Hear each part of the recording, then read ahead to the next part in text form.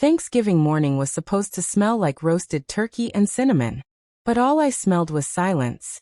A heavy kind that wraps around you until breathing feels wrong. I called out for my mom, no answer. Dad's coat was gone from the hook. The car keys weren't on the counter. It didn't make sense at first. I thought maybe they went shopping. Maybe they'd be back soon. Then I saw the note on the table. Just one line written in my mother's neat handwriting. We needed a break. Don't wait for us. That was it. No explanation. No love. No apology. Just goodbye. My heart dropped. The house that once felt small was suddenly too big. Every room echoed my loneliness. They left me alone on Thanksgiving. On purpose. I sat on the cold floor staring at my reflection in the oven glass. I wasn't crying. Not yet. But inside something cracked. Something deep and quiet. I remembered all the times they ignored me. The missed birthdays. The forgotten promises. And now this. I stood up slowly. My hands shaking but my mind clear. They thought I would just stay here and disappear into silence. But I wasn't going to vanish. I was going to remember this. Every second of it. Because when karma comes for them, I want to be watching. Night came faster than I expected. The house grew colder with every hour. I kept waiting for the sound of the door opening. For someone to say it was all a mistake. But no one came. The phone stayed silent. The lights flickered like they didn't want to stay on anymore. Outside the window the sky was the color of ash. The kind of darkness that swallows everything it touches. I made myself a plate of leftovers from the fridge. Cold turkey and dry bread. It tasted like nothing. Every bite was heavy.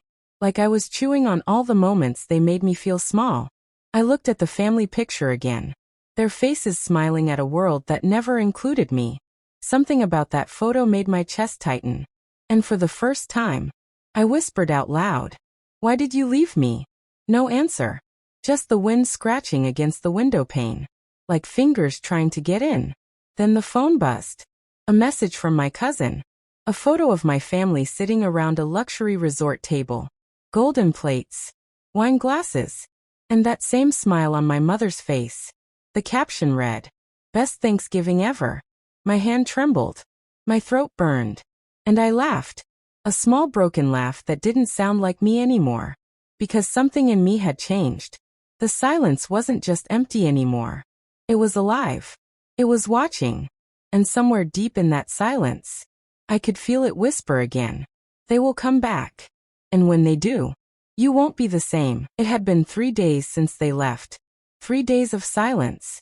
3 nights of empty rooms and cold dinners. But something felt different tonight. The air felt heavy. Almost like the house was breathing. I was sitting by the window when the first message came. Unknown number. Just one line. They're not coming back the same. My heart skipped. I stared at the screen. Then another message followed. A picture. Blurry. But I could still recognize their faces. My family sitting in a hotel lobby. Their expressions pale. Eyes wide.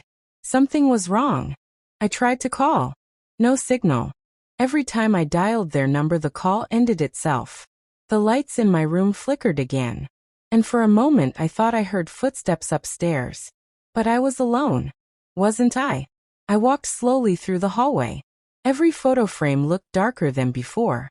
And when I reached the mirror near the stairs, I saw something move behind me. A reflection that wasn't mine. It smiled. Softly. Then faded away. My phone rang again. This time it was my mom's number. I picked up fast. Her voice was trembling. Low. Almost whispering. She said, "We shouldn't have left you." Then the call cut off. I stood frozen. The silence felt louder now. And I knew. Whatever had found them was coming closer. The night they came back the sky was crying. Rain fell hard against the glass like the world wanted to wash something away. I stood at the window and saw the headlights appear through the fog.